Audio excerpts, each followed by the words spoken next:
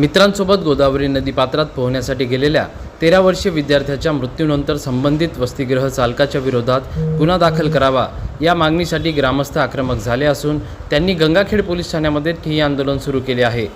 सोमवारी 6 एप्रिल रोजी गंगाखेड येथील सूर्यनंदा प्रतिष्ठान वसतिगृहातील हा विद्यार्थी मित्रांसोबत पोहण्यासाठी गेला होता। पाण्याचा अंदाज न आल्याने त्याचा पाण्यात बुडून मृत्यू झाला, परंतु गावातील नागरिकांनी आता थेट वसतिगृह चालकावर आरोप केला। वसतिगृह चालकाने दुर्लक्ष केल्यामुळे हा प्रकार झाल्याचे म्हटले आहे आणि त्यामुळे त्याच्या विरोधात गुन्हा दाखल करण्याची मागणी करत हे ठिय्या आंदोलन सुरू केले आहे।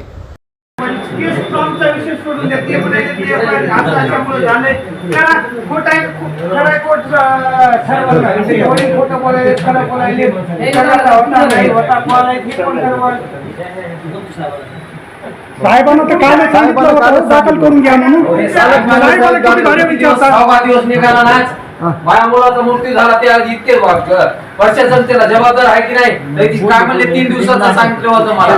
साहेबांना म्हणे डीएसपी ला बोला, मुख्यमंत्र्याला बोलते काय हे आता हा माझ्या मुलाचा जीव गेला इथं।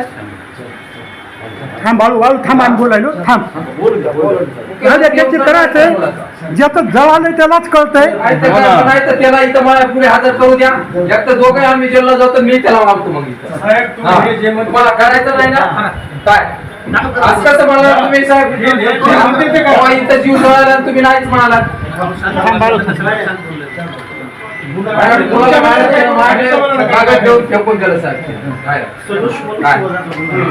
नाही काल साहेब म्हणले ना PI साहेबाला बोललो ते म्हणजे दाखल करून घ्या।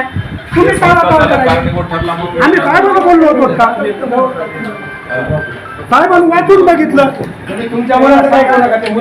प्रतिनिधी राजकुमार मुंडे, DLP न्यूज, गंगाखेड।